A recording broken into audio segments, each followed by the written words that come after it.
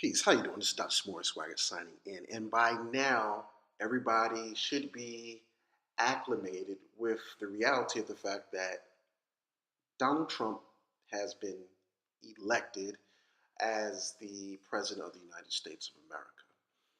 Um, has not assumed office yet. Inauguration will be in 2017. However, I want to talk about and introduce this concept. And I've been sitting on it for a minute, but I had to see how things kind of played out before I decided to drop it on you, per se. Um, and it's the concept that I call America and PTSD. And the PTSD does not stand for Post-Traumatic Stress Disorder, although it is similar to that. But PTSD stands for Pre.Trump Stress Disorder and Post-Trump Stress Disorder, meaning how America has been whipped into a frenzy while en route to the election during this election season. And after Donald Trump was elected, what was the post election frenzy? What was the scuttlebutt? What was the dynamic? What was the dialogue? How was things affected? Because I've noticed some interesting trends, and this is the reason why I decided to actually develop the idea, flesh it out a little bit more. So I want to get into this with you. I want to share with you. Um, so let's go. Uh, what I saw up to the rise of the election, that month, you started seeing that whole, especially when you look at the Trump rallies, you saw this frenzy, this vitriol of hate, hysteria that was occurring at the Trump rallies. You had the rally goers.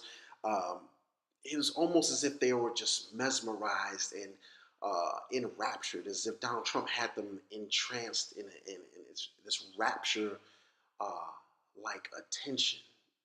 And anything that he said or did was praiseworthy by the Trump followers. And you saw them physically oust people that demonstrated any type of dissent from the philosophy and what Trump was espousing as his political platform and ideologies. People were being assaulted at rallies, grabbed and thrown, spit on. You heard all types of racial epithets being hurled, and that was just part of it. But there were a lot of other things that were being cooked up. You saw the excavation and the unearthing.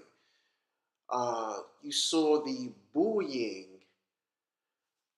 the reemergence of white supremacists in the form of neo-Nazis, KKK, skinheads. You saw David Duke come on the scene. You saw um, all the Confederate flag waving going on, and it was just so packed with. You could see the hate emerging from people, simmering and boiling to a peak. It was whipped into a frenzy, and it was all across TV. It was across the airwaves. You listened to the radio.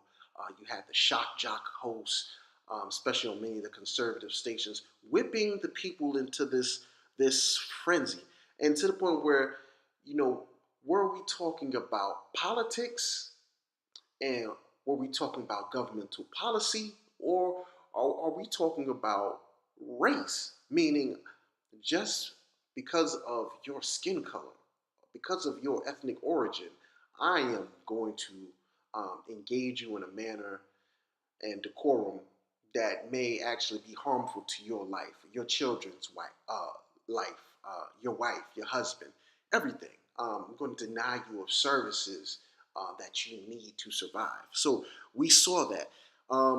The other thing, and I'm going to get into this real good, is what we saw with how how the economic market was affected pre-Trump. What we saw with that is you saw this surge in gun manufacturers, two stocks in particular. You look at Sturm Ruger; they make a lot of the Ruger guns. and Smith and Wesson. Now, prior to the actual election, well, prior to Trump winning the election, that month, 30 days before the morning of November 9th, after the election, those those stocks were on a relative consistent incline. They were increasing in share value. Almost daily, they were reaching new peaks, but it was on a consistent incline, right?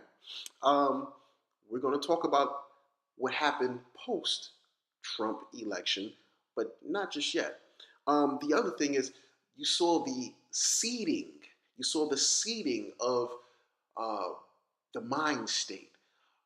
People getting, like I said, getting whipped into a frenzy by the media and by Hollywood. You saw films like The Purge, okay? Purge Anarchy, Purge election year, election season. It was actually named that. And you saw where within the movie, it was just like on this day, in a certain political climate, people had the right to just go ahead and commit murder. And it was very interesting to see that this movie was released around, this year, in around this time almost. Um, the whole plot of the purge, this last purge, was based around um, the election of a president. The election was between a white woman and a white man, you know. So you saw that. It was a very sharp parallel between what we saw. Even when you listen to the arguments of the characters in the story, you kind of saw some kind of parallel between the narratives that you saw Donald Trump and Hillary Clinton espousing. Now, the media, you saw, especially when we look at like a lot of conservative news networks, but you look at Alex Jones from InfoWars. And he was really whipping a lot of his followers and subscribers into a frenzy, um, where it was, if Hillary gets in, it's going to be stripping of the guns and just complete loss of citizen autonomy, and to the point where people were just like, look, you know what? No, I am going to go buy my guns. I'm going to stock up on all the ammo because when Hillary gets in office, this is just going to be complete domination and rule. And it was this. They did. It was good theater. It made for good TV, good press, good media for Alex Jones, and so that played a part into pre-election day. It played into the conservatives. It played into much of white conservatives in the United States. It fueled them. It stoked them up on paranoia and hysteria. Right now, what was the other thing that I saw prior to election day morning? You've had everybody, you've had Hillary Clinton enlist all the help that she can muster from the black elite radio host. We got to talk about that.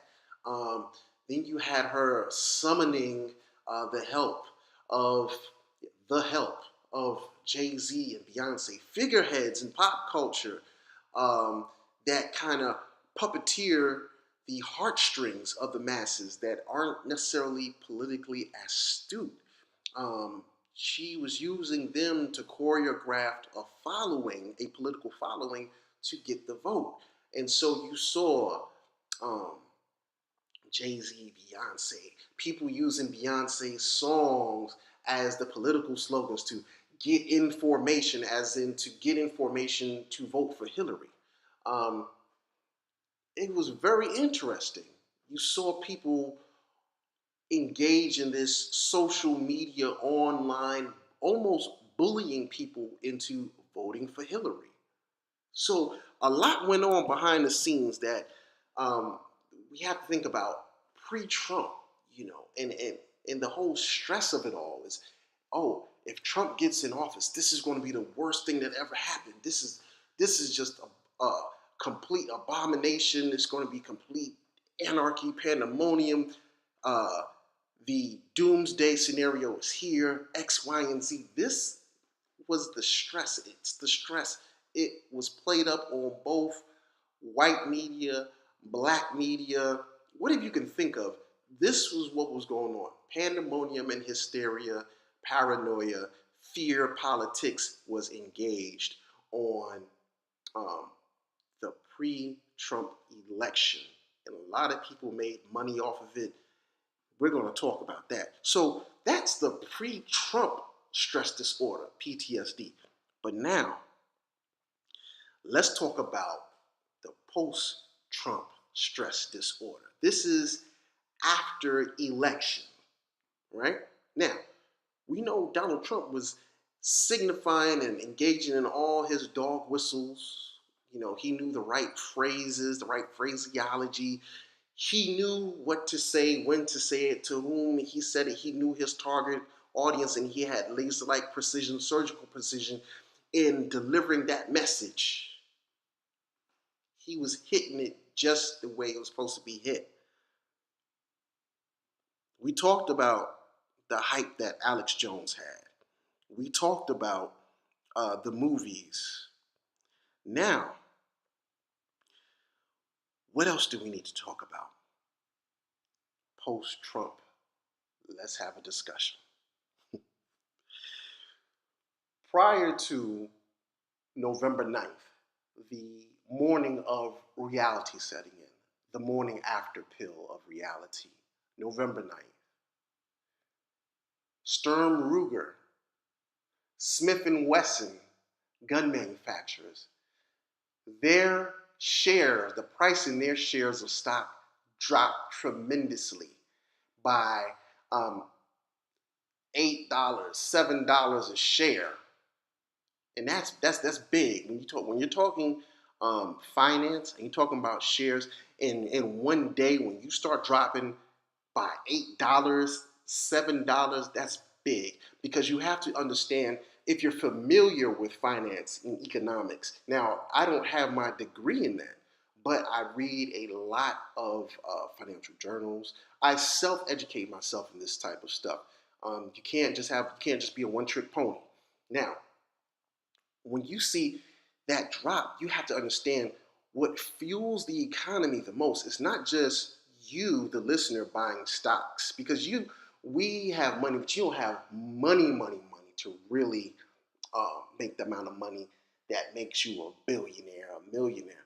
What usually fuels the economy is what they call institutional buys, institutional purchases. This means when you go to work, if you work in a hospital, if you work at a corporate office, whatever the case may be, you have these 401ks and 403bs. These are institutions that are buying shares by the hundreds of thousands, the millions of shares at a time. And they're putting these inside their 401k portfolios, 403b portfolios for their employees. So you as an employee have a 403b or 401k, right? And this is everybody that's employed by the organization. You have the people that work for the financial arm and a retirement plan for your company. They're responsible for procuring and purchasing all of these shares to put inside your retirement portfolio. So when they are buying these shares, they're not buying 5 shares, 10 shares. They're buying shares by the hundreds of thousands, by the millions, all across the country and all the hundreds of thousands of corporations in America for your retirement portfolio, right? So you have to look at it like this. You have to be analytical. You have to be surgical with your thinking. So imagine if you're buying like 1,000,000 shares, you're in possession of 1,000,000 shares, and it goes down by $8. That's $8 million lost. That's $8 million in the red. You took a loss. You took an $8 million hit. If you were investing in, let's say, Smith & Wesson or Ruger, Understand what I'm saying now? So that's major. That's major. People, this is how when you see George Soros and Warren Buffett, when you had Steve Jobs, when you had Mark Zuckerberg, they have the money. So when they purchase their shares, they're purchasing them by the hundreds of thousands by bulk at one time. So even when the price of a share goes up by $1, just think about it. If the price of a share goes up by $2 and you have 100,000 shares, multiply that times two. That's what you're making. So we have to be clear about this, how this is affecting the economy, right? So you saw Smith and Wesson and Stern Ruger, they went down by $8, $7 a share. Why is that? That is because the hype, the pre-Trump stress disorder, had people saying, look, Hillary may be the preeminent winner, candidate for the 2016 election. And because of that, we know that Hillary is going to be anti-gun. She's going to enforce some very strict gun legislation and policy.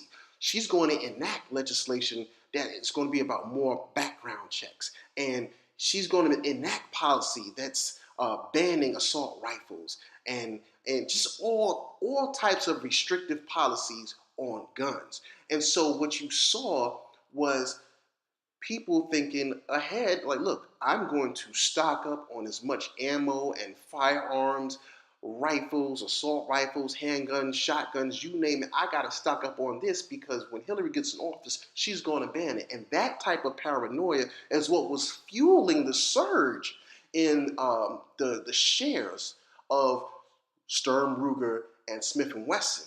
But what happened post-Trump being elected as president, Trump got elected. So guess what? Trump is pro-gun.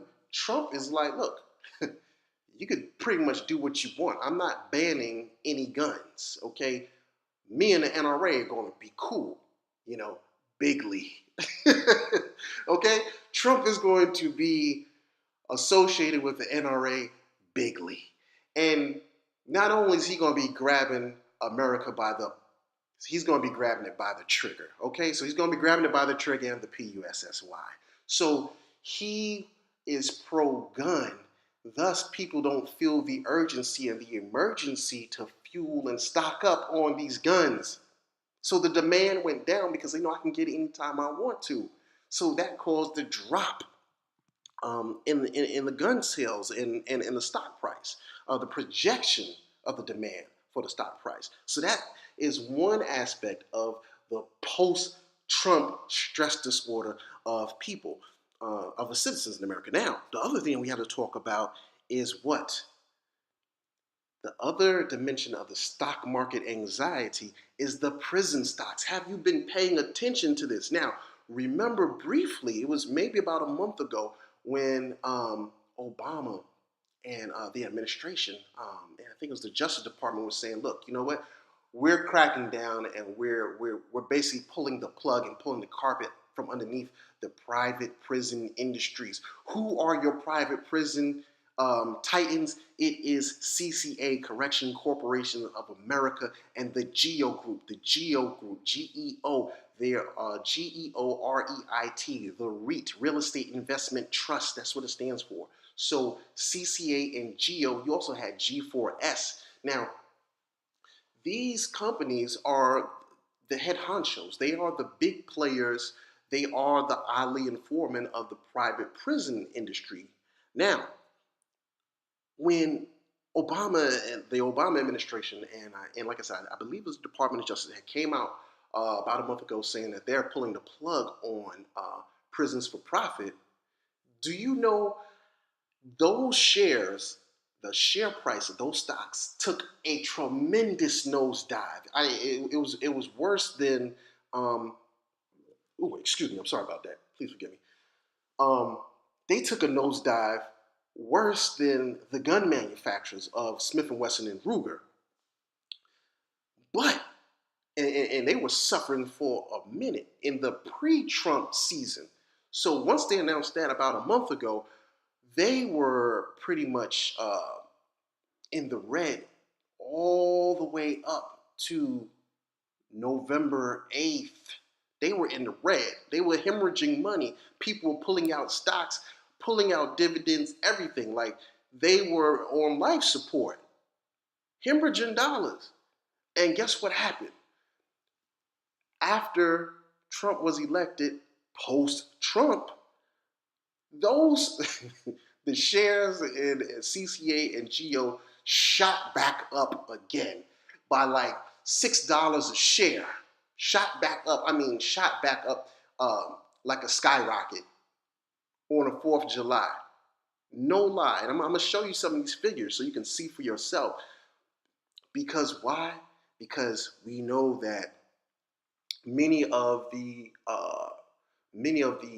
participants and people that are pledged to the Conservative Party platform, they are heavily invested and entrenched in the revenue that's generated from investing inside the private prison industry. And we also know that the private prison industry, they're not just invested in, okay, the property they gain, i.e. human property, from law and order, quote unquote, go through the inner city and, arrest people, but they are also heavily invested in immigrant detention centers. So they have private prisons and they run immigrant detention centers. And so, under Trump's campaign party platform, they are very much into rounding up and searching for, doing what would be considered illegal immigrant reconnaissance, and taking what will be considered illegal immigrants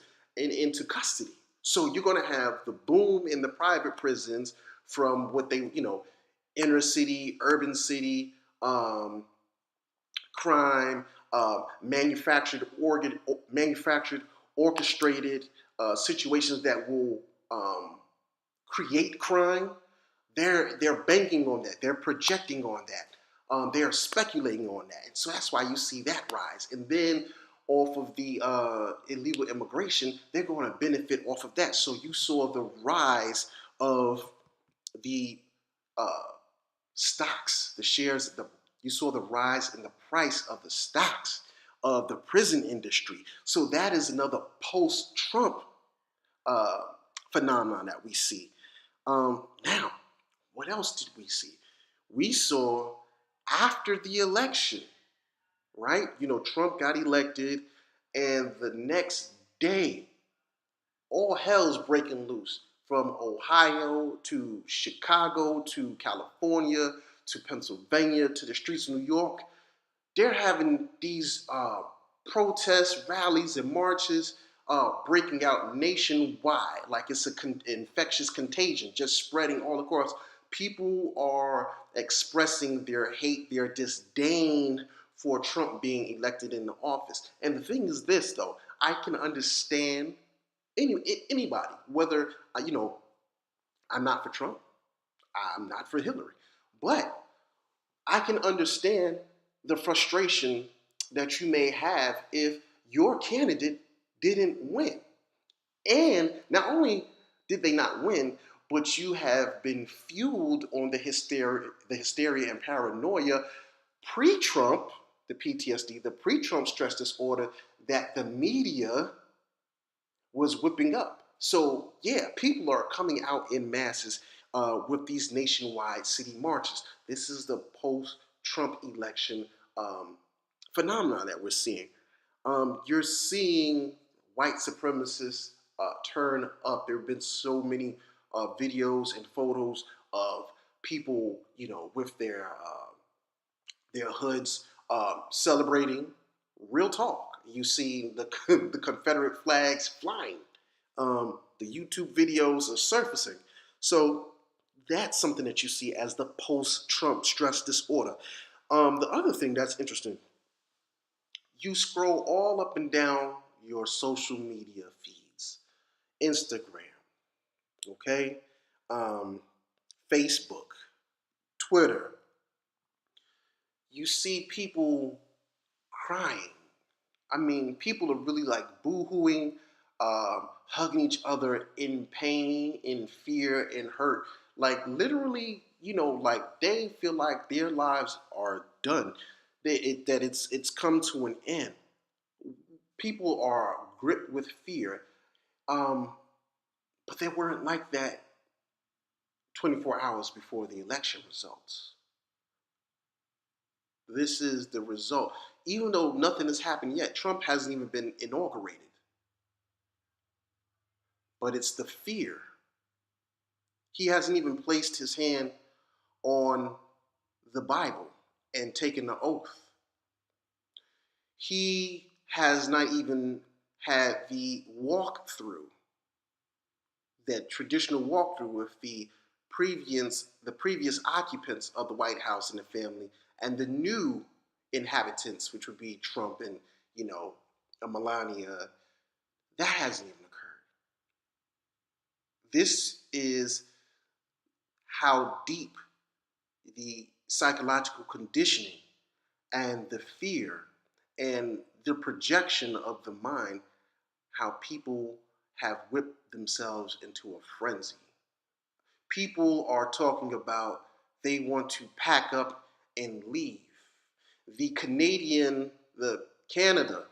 The servers, the web service for Canada crashed because are people were just Googling and trying to log on and just get information on maybe becoming a citizen and, examining their options of being a citizen there or being a habitant there. I mean, that is real talk. That is stress. You crashed the server for another country because of that. He hasn't even been elected in the office. People are crying. And now the other thing is, what amazing, and this is not even trying to insult individuals. I'm not taking shots at anybody. Um, I'm not taking shots at anybody. I'm not taking shots at your faith or your religion or your spiritual practice of different deities. But one thing is very interesting is, you talk with people, whether it is of Jewish faith, whether it is of Islamic faith, Christian faith, Brahmin, whether we're talking about Shintoism, uh, Buddhism, um, Taoism. You saw a broad spectrum, a collective, a consortium of individuals on social media. I have a very diverse um, following, friends, and then just social media in general. Different faiths. People are paralyzed in fear.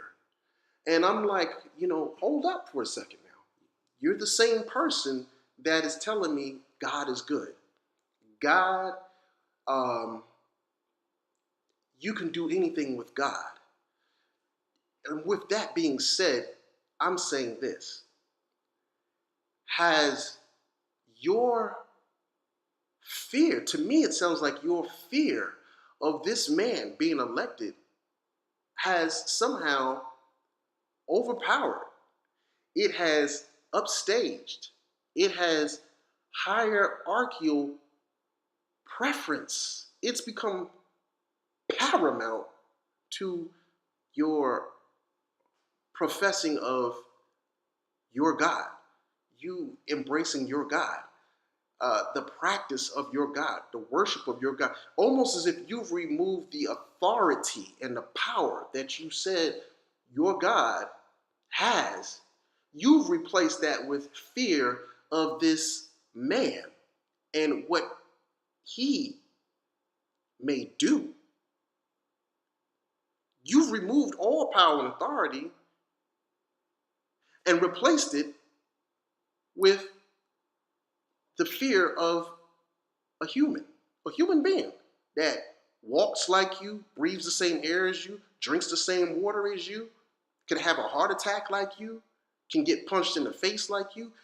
You have put this man, you've replaced the power and authority that you proclaim your God has with the fear of a man. This is post-Trump stress disorder, okay? And like I said, this is not taking shots at anybody, but I just want you to really think about this in its enormity and the extent of it. This is serious. This is mentally on some real stuff. Now, excuse me. The other thing is you see the impact on the youth. High school students across the country. Like, look, we're not even going to school today.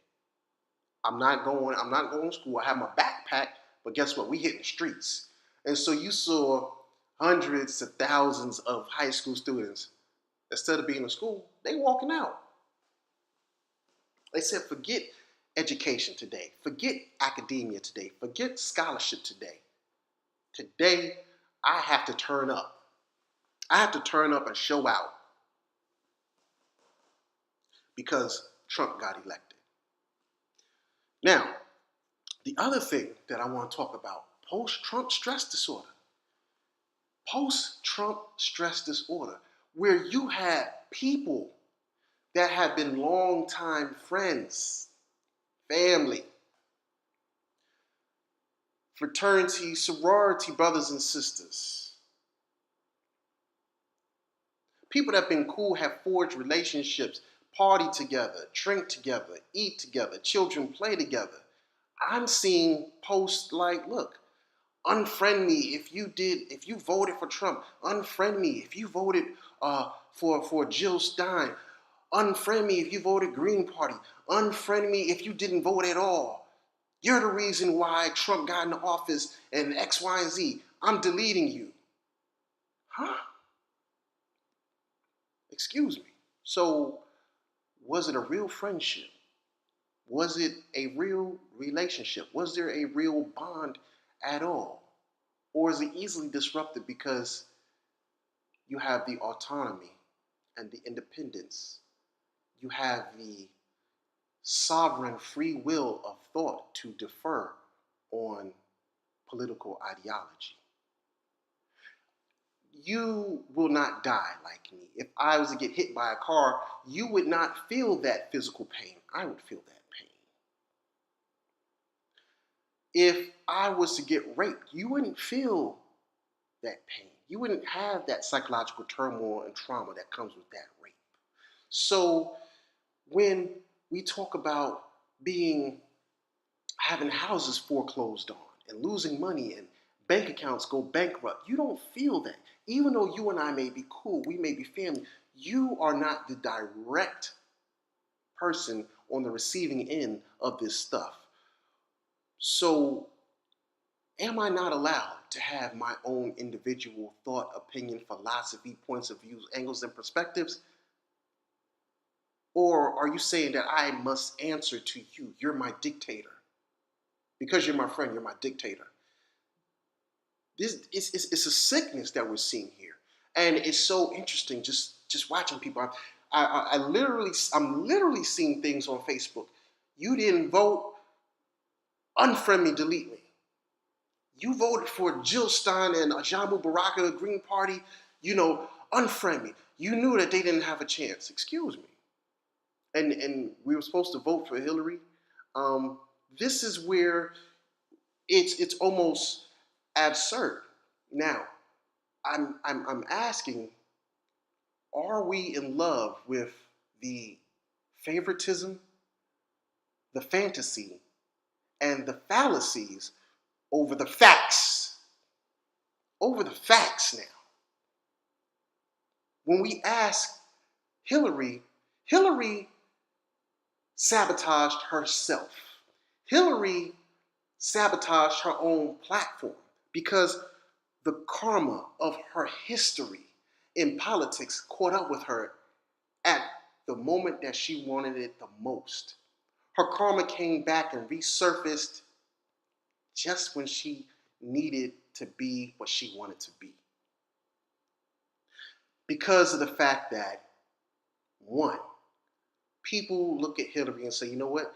I can't trust her. I don't see the truthfulness in her. She's not trustworthy. She's not honest. I don't see veracity in her. There's a lack of integrity of character in her. She engages in doublespeak. She says one thing to this crowd and goes to another crowd and says something different. She go to Wall Street and these corporations and companies and give them one talk and then come out to the people that are against big Wall Street and says another thing. She says one thing to Black Lives Matter activists here in quiet rooms and then says another thing to the crowd out here.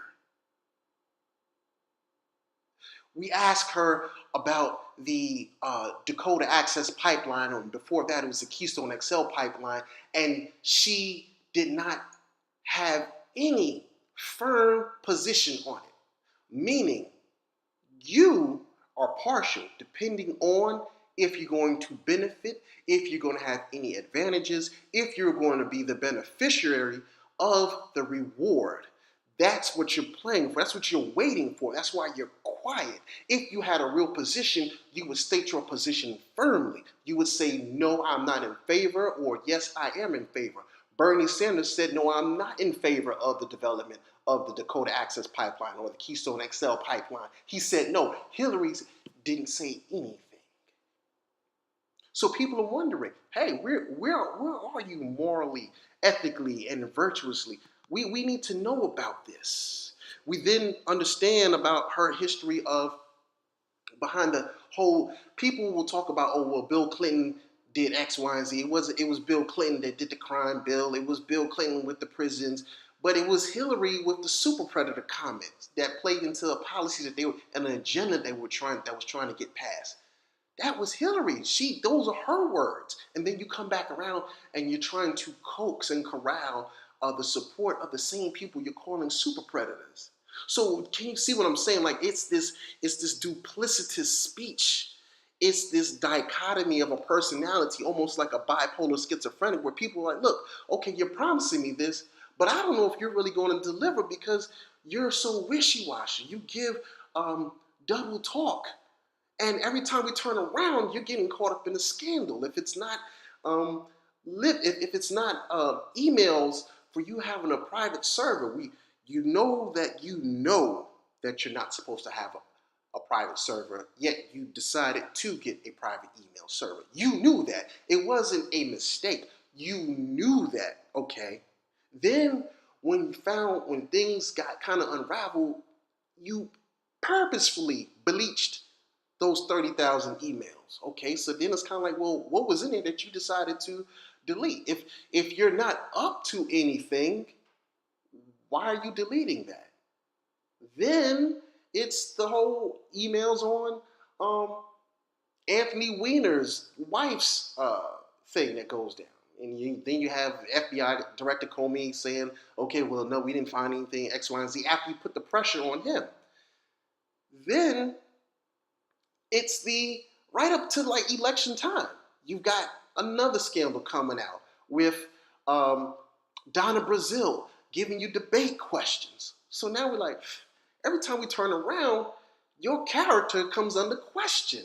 Then it's the whole thing with Debbie Wasserman Schultz of the Democratic National Convention Committee, where we find out that surreptitiously you and Debbie Wasserman Schultz were engaged in some type of malfeasance to sabotage Bernie Sanders' potential opportunity to be the party candidate to compete against Trump, who would have been a stronger opponent to Trump. And Donald Trump even admits that. The people love Bernie Sanders. Sanders stood on a real platform. He had definitive answers and definitive positions and stances on real issues of concern, and you sabotage that. So every time we turn around, it's just a trail of deceit and trickery and scandal. Hillary, you sabotaged yourself. So people are like, look, I don't want to vote for Trump because that's just completely out of here. And then I don't know what I'm getting from you. You're liable to pick up Trump's baggage if you get in office just because I don't trust you. And then people are talking about The Green Party. Oh, well, there's no chance they would have won. Yeah, there's no chance that they wouldn't have won if you don't vote. On November 8th, when I walked inside the booth, I saw Hillary Clinton, Donald Trump, Jill Stein. Were they not in front of your face on the ballot? The way a person wins is you check that person, and the majority of votes will get that. We're not going to talk about the Electoral College, but on the popular vote, that's what I'm talking about. But what happened is you let the media tell you Trump and Hillary are your only viable choices for the 2016 election. They brainwashed you. They cultivated and created your appetite for you. They told you it was either Trump or Hillary. It's the same thing with Barack Obama when he was elected. People were like, oh, Obama's not going to have a chance. Obama's never going to have a chance. But it took the balls, it took the guts of people to say, you know what? No, I am going to vote for Obama. I mean, I know in this racist, this historical legacy of presidents only being white men for 43 presidents, it's kind of crazy to think that a black guy, I must be out of my mind. I must be hysterical. I must be crazy. My screws must be loose. My elevator doesn't go to the top floor. My cheese must have slipped off my cracker if I think that I'm going to elect a black man in the office. But what happened? People said, forget it. I'm just going to do it. And we've had Obama for 8 years. Now, I'm not going to get into the whole election versus selection discussion because you know how we can go with that. But it's the fact that, no, Jill Stein and Ajamu Baraka, they did not make it because of the fact that you didn't think that they would make it. But I encourage you to read their platform. Have you read their platform? Are you familiar with it? It's a very, very good platform. They talk about demilitarizing police, stopping SWAT tactics on citizens, talking about removing the 1033 program where military equipment is being sent into local police precincts so they can use on citizens, talking about labeling GMOs, talking about putting a moratorium on GMOs, talking about free college tuition, talking about cutting the prison industry. There were so many good platforms. There were so many good points on the various issues of the Green Party platform that would make Hillary look, it made her whole platform look like garbage. To de-escalate the wars in Syria, Iraq, and Iran, to stop the funding and funneling of billions of dollars to Israel and what's happening with the occupation of Palestine. So many great things on their platform. But when I asked people about it, if they're familiar, they weren't even really familiar with the platform. But they just went with Hillary. And the thing is, hey, for the women out there, you would have had a woman too. Jill Stein is a woman. Yes, she is a woman. And Jill Stein does not have all this baggage of character flaws and dishonesty and mistrust. She doesn't have the ties to Wall Street. She's against Wall Street. She's about breaking down the big banks and Wall Street and everything like that.